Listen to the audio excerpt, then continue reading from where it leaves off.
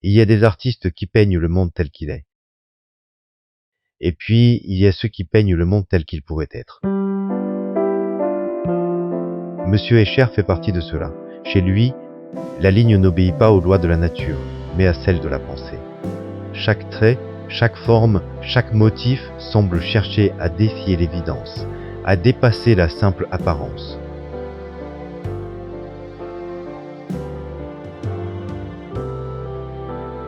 Escher observe le réel avec une rigueur presque scientifique, mais il le plie, le tord et le renverse jusqu'à en révéler la fragile cohérence.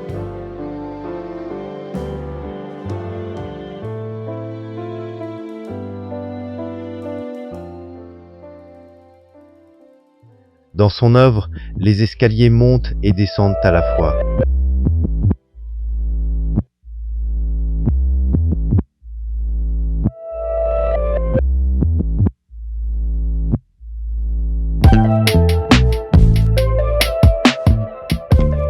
Les oiseaux deviennent poissons et les mondes s'enchâssent les uns dans les autres comme les reflets d'un rêve sans fin.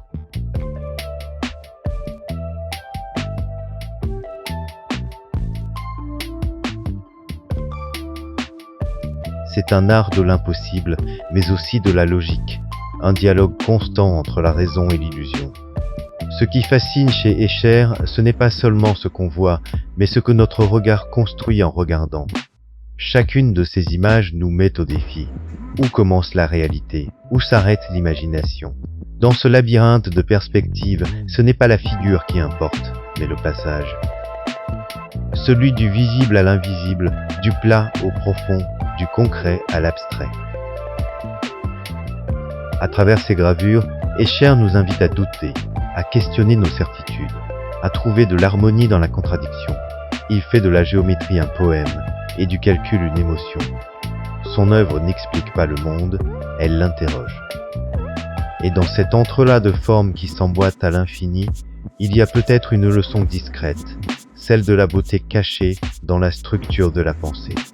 Escher ne dessinait pas seulement ce qu'il voyait, il dessinait ce qu'il pensait et ce qu'il rêvait de comprendre.